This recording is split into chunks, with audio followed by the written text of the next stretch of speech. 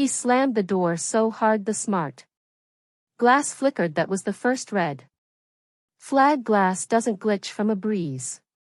But I didn't turn around. I kept writing the number on the whiteboard like I had before he stormed in. Plus 60.3%. That's what I wrote. He stood behind me, breathing like a bull. Denied the red cape. I could feel his heat, his entitlement, his cologne ego for men, or something similarly tragic. Still I didn't turn. Let him speak first. Always let them speak first. You lack leadership, he said, voice low like he was delivering a mercy kill. I finally turned, marker still in hand. My smile didn't reach my eyes. That's odd, I said, nodding toward the board, because those numbers came from a leader unless the software magically wrote itself while you were in Ibiza. He laughed, a slow, smug kind of laugh that men like him think is charming, but mostly just smells like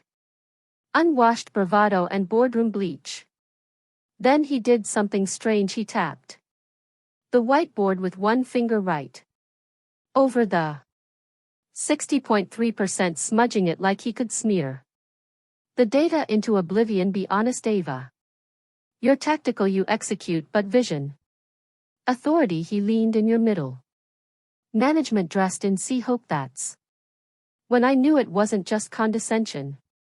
It was fear dressed in flattery, because I had vision, just not the kind he could manipulate. What he didn't know, what no one in that room knew yet, was that I had already made my first move 3 days ago. It started with a coffee meeting that wasn't on my calendar. A man named Heron, bell gray suit, orthopedic shoes, and a war chest of convertible notes nobody had checked since 2018. He asked me one question: do you believe in bloodless coups? I answered with a smile. Back in the boardroom, I wiped the smudge off the whiteboard and rewrote the number slower, this time letting it linger. He watched me. There was something crawling behind his eyes now, doubt, paranoia, maybe the memory of that NDA he signed in 21 when we took the bridge loan from Bell's firm. The loan that came with silent rights. You done? I asked. He didn't answer. He just turned and left, muttering something under his breath about fixing this. As the door clicked shut, I sent one text. Just 3 words: flipped the claws. Somewhere across town in a mahogany hand-led office lined with dusty IPO plaques, a man in orthopedic shoes smiled and started the transfer. I didn't lack leadership, I lacked patience, and now I was done waiting. The email hit at 2:17 a.m. Subject line: notice of board restructuring effective immediately. By 2:19 I watched the company's Slack light up like Vegas, private channels forming, panic-threaded DMs firing off like it was the tech apocalypse. The CFO sent me a single emoji, a crown. The VP of product, who once told me I was too emotionally reactive for executive work, changed her LinkedIn to open to work by sunrise. But him, Julian Stillman, our beloved CEO. Radio silence, not even a typer. All staff to clarify misinformation was still too busy piecing together how a woman he used to call sweetheart in meetings now held majority voting control. You see, the clause Harland flipped wasn't just some dusty conversion trigger, it was a ratchet clause, one designed to protect early investors in the event of underperformance. Julian had buried it, assuming it had never come up unless we failed. I weaponized it because we succeeded, because I made us profitable, because I broke the model, because while Julian posed for spreads about cultivating founder energy, I was studying legal mechanisms like war plans. I walked into HQ that morning with a $4 latte and a scarlet tread pantsuit Sharp enough to slice glass. HR tried to intercept me at the elevator, said Julian. Requested a discretionary leave of absence and that no execs were to enter the 14th floor without written permission. I showed them the email. I showed them the board vote breakdown. Then I showed them the key card. Mine. Level 14 new credentials. Chair override. The elevator ride felt biblical cold. Ascending silence broken only by the hum of power rerouting when the doors opened. He was there sitting in my chair, feet up on my desk, arms crossed like he still mattered. He didn't look surprised, not exactly, more like stunned in slow motion. You don't get to just waltz in here, said voice brittle like overbaked ego. I didn't waltz. I set my coffee down on the corner of the desk just close enough for steam to fog his glasses. I marched. You can't just take the company, he said. Standing now, the team is tired of your wellness retreats, your crypto pivots, and your post-pandemic think pieces. I stepped closer. You deluded them, gaslit them, pitted us against each other while you rewrote failure as resilience. But here's the kicker. Jules flinched at the nickname. Good, let it sting. I was building a board behind your back while you were busy building your personal brand. Silence, the good kind, the irreversible kind. Securities on their way, he finally whispered. I won't leave. Quietly, I smiled and handed him the same severance packet he gave our head of engineering 6 months ago, the one she opened just after giving birth, the one with no Cobra coverage. Don't worry, I said. I upgraded yours. Didn't cry. That would have been too human. He just collapsed inward like an empire losing air. I took my seat, my chair, and before logging into my new admin console, I leaned back, crossed my legs, and asked Julian, how's that for leadership? He didn't answer. He was already gone. The first official act I passed as chair was surgical freeze, all discretionary budgets, no more expense reports for crystal chakra workshops, no more $19,000 spent on BNAG chairs shaped like avocados, and definitely no more influencer contracts where we paid TikTok interns $800 to whisper about our brand vibe. The second review, all executive bonuses retroactively, because guess who signed off on a $1.75 thousand bonus for himself last quarter? Julian. For navigating a turbulent market. Translation: tanking our burn rate while quoting Steve Jobs in every town hall.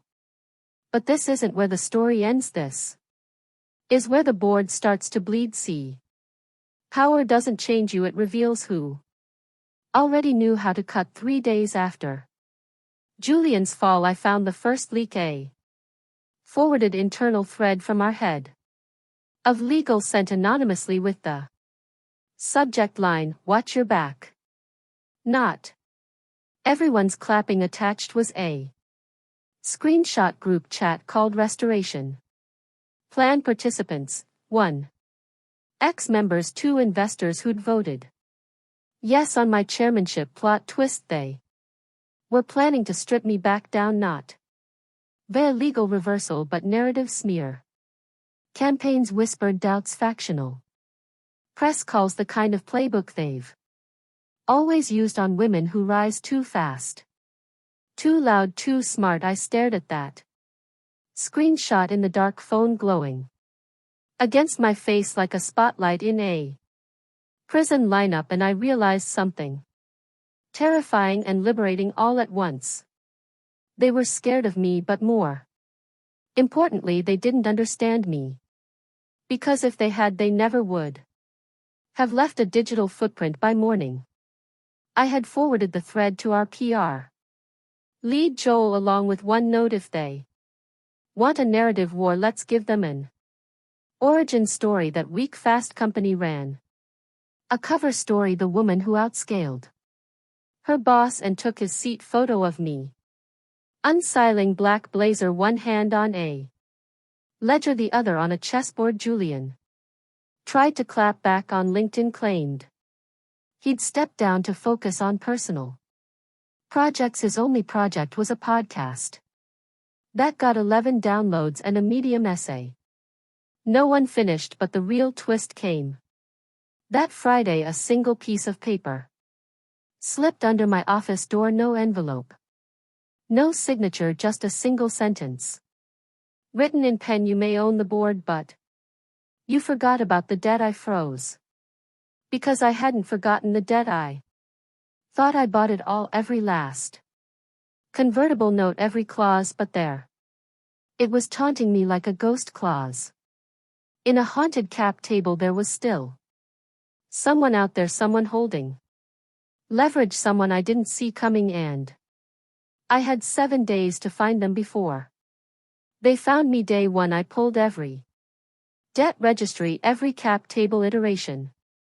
From seed to Series C, I combed through every shadow investor Julian ever smoothed at those smarmy crypto yacht mixers he called partnership summits. Nothing, every note was accounted for except one line item 42B, buried under a mislabeled PDF in the series, a conversion docs class Q convertible promissory note, $500,000 holder R, no address, no email, just a P.O. box in New Mexico and an origination date that predated my hire by 6 months.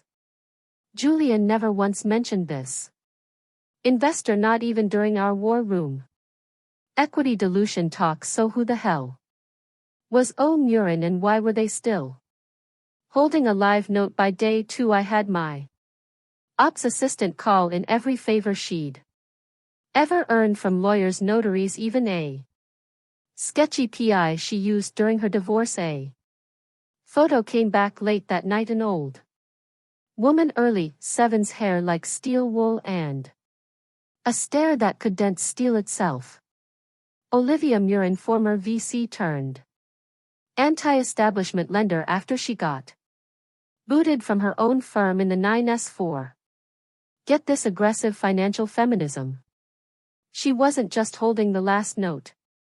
She designed it, and according to a writer clause she personally embedded, she could convert her stake into a proxy voting block if she detected strategic misalignment or legacy obfuscation. Translation: if she smelled, she could crash the boardroom like a Molotov. Day 3, I flew to Santa Fe. No assistant, no security detail, just me, one rental car, and a pit in my stomach that got deeper the closer I got to that damn P.O. box address. I found her living off-grid, surrounded by solar panels and 3 goats named Bezos, Musk, and Larry. She opened the door before I knocked. You're late, she said, not unkindly. He thought you'd come crawling sooner. I asked. She smiled, not kindly. Julian, my stomach dropped. You're working with him? No, she said, I'm betting against him and you. Then she opened the door wider. But I haven't decided which one of you is more full of inside. Her house was a shrine to hostile takeovers. Framed news clippings of corporate mutinies, coffee table books titled Burn the Org Chart, and Poison Pills and Power plays. She poured 2 Wisey's No Ice Noon. Be damned, let's get to it, she said. Why do you think I should side with you? I could have played the numbers card. 60% revenue growth, team retention, shareholder happiness, but I saw her eyes glaze just imagining it. So instead I told her the truth, because Julian doesn't believe women can win unless they become monsters. I want to prove we can win without becoming him. She nodded slowly, then leaned forward. And if I am the monster? I didn't blink. Then I'll learn from you until I bury you. She laughed so hard she spilled whiskey on Her goat print cardigan, well, she said. That's the first honest pitch I've heard. In 20 years she didn't give me an answer that day, but when I got back to my hotel, there was a fax waiting for me. Conversion declined, debt neutralized. Good luck, Ava. No signature, just a postscript. Tell Julian the next time he sends a boy to do a woman's war shield, bring a flamethrower. And that's when I knew this wasn't just a company anymore. It was a battlefield, and I was just getting started. Day 4 I returned to HQ expecting silence. Instead I walked into open rebellion, not from Julian, from my own people. Glass wall to my office had been tagged in dry erase marker, neat Helvetica handwriting that could only belong to one smug bastard, Kyle, VP of product, new dictator, same cold brew. Underneath, taped with a piece of avocado toast receipt, was a staff petition demanding a transparency audit and restoration of collaborative decision-making structures. It had 31 signatures, some from people I mentored, and from a woman I personally defended during Julian's layoff massacre. The note was signed respectfully, the undervalued. I stood there holding my coffee like it was the last warm thing on earth. That was the moment I realized they didn't hate Julian because he was toxic. They hated him because he didn't pretend not to be. And now I, who had played silent savior for 3 years, was just another boss in a blazer. Kyle strolled past like he hadn't just lit a corporate bonfire on my doorstep. You always said disruption was your love language, he smirked. Consider this a bouquet. I could have fired him on the spot. Instead I invited him to my office. No HR, no lawyers, just 2 chairs and one question: who paid you? He blinked. I'm sorry. I leaned in. Who promised you equity to burn this place down from the inside? He chuckled, but his eyes twitched. I think Julian's playing shadow games. I didn't answer. I'm not for sale, he said. I'm just not interested in trading one narcissist for another. And yet, I said, opening my laptop, you had lunch yesterday with Julia Carrington, COO of Kinsley Tech, our biggest rival. I tapped a key, pulled up security footage. Him, Julia, a booth at Avaline's, 2 hours, no salad. His smirk died like a dog hit by a truck. She offered you her old job. He didn't deny it. You're bluffing, he said, but softer now. You're leaking roadmap data, I said, which means you're gone. He stood slow. You really think you're going to win this war alone? I smiled. Not alone, just without you by the end of the day. His key card was disabled. The petition disappeared, and every Slack thread with #resistance in the title was mysteriously scrubbed. But that night I got an email, no sender, just a link, password protected, titled The Surrender folder. Inside, photos of Julian, photos of Julia Carrington, photos of them together, her in our office lobby, wearing his access badge, and then at the bottom a single line of text: she's not gunning for you, she's already inside. That was the moment I knew Kinsley Tech wasn't just coming for our clients, they were coming for our company from the inside out. Day 5, 5:03 a.m. I woke up in a cold sweat with a single your thoughts stabbing behind my eyes. If Julia Carrington has his badge, she has my server access. I skipped the coffee, skipped the shower, barreled into the office like it was a crime scene, because it was by 6:15 a.m. I had our sysadmin, Mina, queen of Red Bull and root access, digging through server logs. Mina didn't even ask why, just slid her headphones down and said, someone cloned the repo night before last from the site IP pool.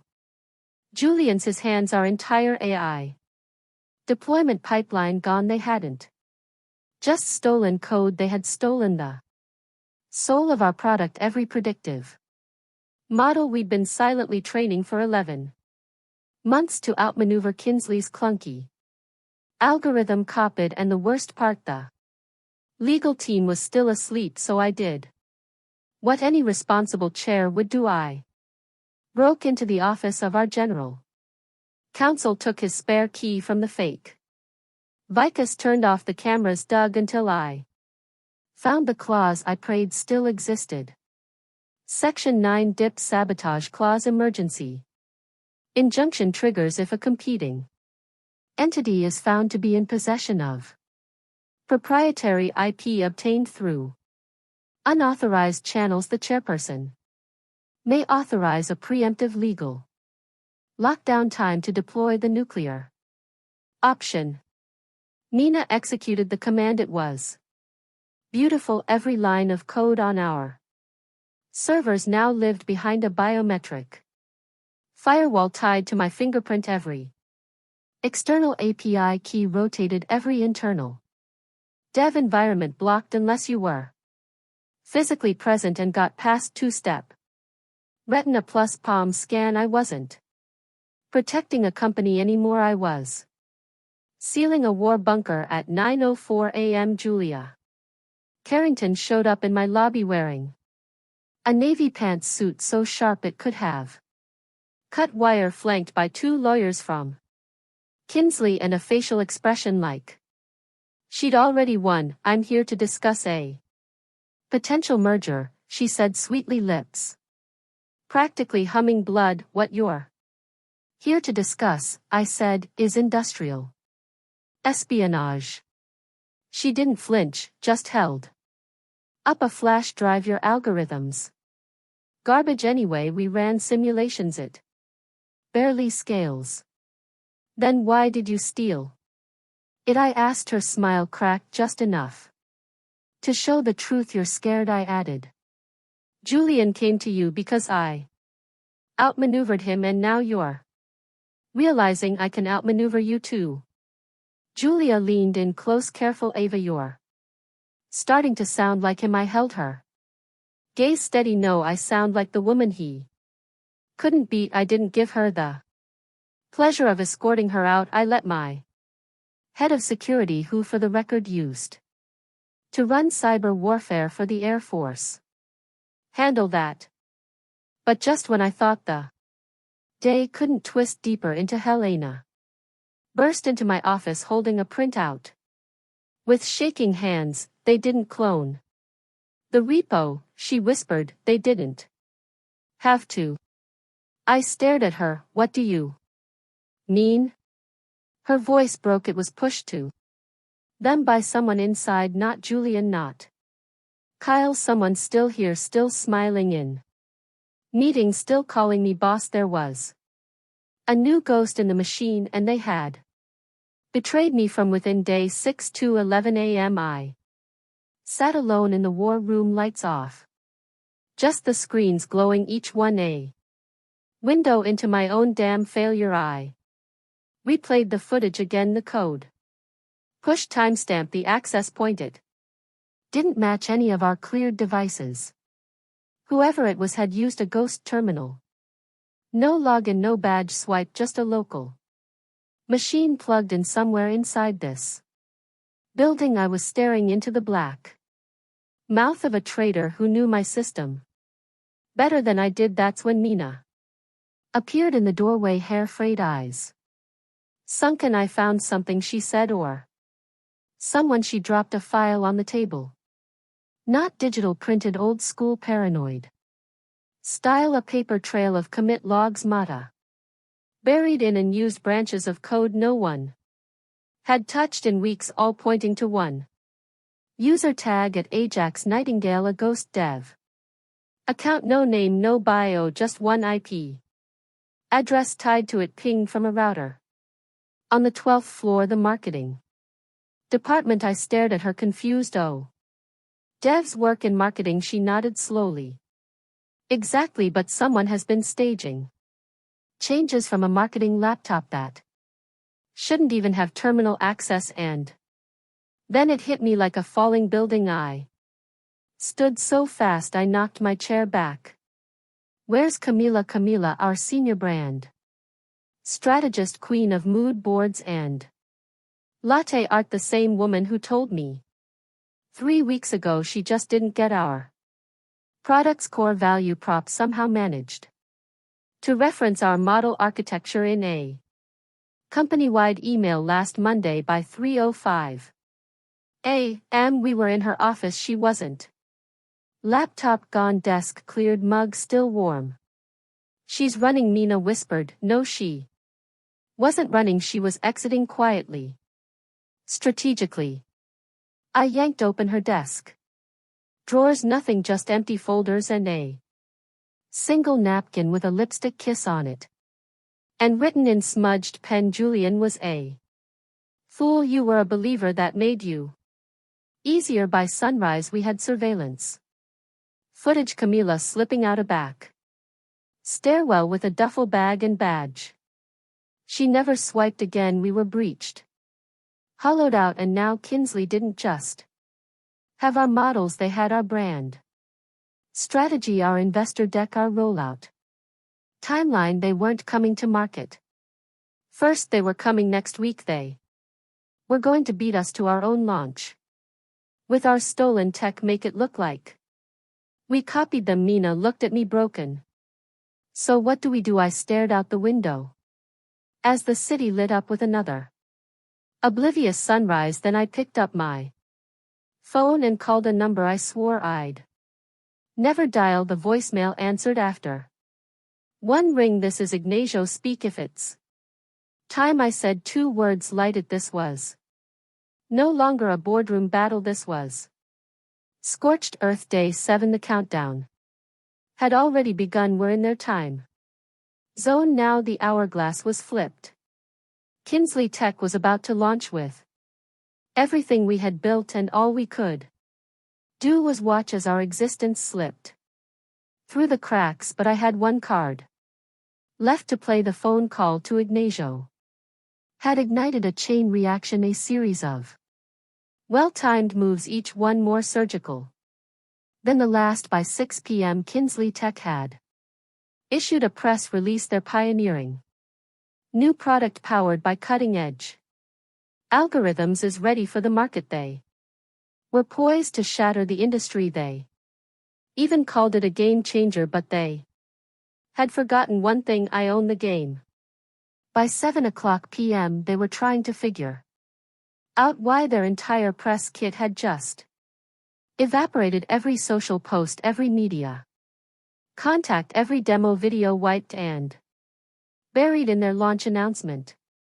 Beneath a broken link was a video file, a file titled Proof of Misuse. It was our product launch demo, stolen verbatim. But it didn't stop there. The real magic was in the metadata. I had personally embedded a timestamped watermark into their entire press packet. Each frame showed the stolen footage from their servers, traced directly back to their IP addresses. But that wasn't the real sting. No, the real punch came when Ignacio, that mercenary with the dark past and the expensive taste, made his own move. He had his people drop a bombshell at 8 p.m. on the Business Wire. It wasn't just a claim of intellectual theft, it was a full-on legal assault. We filed for injunctive relief against Kinsley Tech on the grounds of stolen trade secrets. And Ignacio had made sure it wasn't just us. Every investor who'd put money into Kinsley in the past 18 months was now staring down the barrel of a class action lawsuit. They were legally locked, marketed into paralysis, financially crippled. By 9 p.m. Julia Carrington's phone rang. The call lasted 3 minutes. She didn't answer me. She didn't have to, because by 9:15 p.m. her resignation letter was already on the wire, and by midnight Kinsley Tech had officially folded. The stock plummeted. Executives Fled Julian who thought he could buy his way into our downfall was now persona non gratata in every VC circle worth knowing. Meanwhile I sat back in my office feeling the last few minutes of victory pulse through me like electricity. I didn't call a celebration. I didn't crack open champagne. I didn't even acknowledge the last-minute backstabbing email from Kyle trying to apologize. He wanted to come back. He'd seen the wind change. Instead I typed one email subject: your last game body, thanks for the try Julian. Unfortunately you can't buy integrity, but hey, I'm sure you'll find a new audience with that podcast. PDS I've already subscription to the resilience workshops, no refunds. I sent it, watched the read receipt ping back within seconds, and then finally I let myself lean back in the chair. The victory wasn't just in beating them, it was in becoming something they never saw coming, and that, my friend, is leadership. English, auto-generated.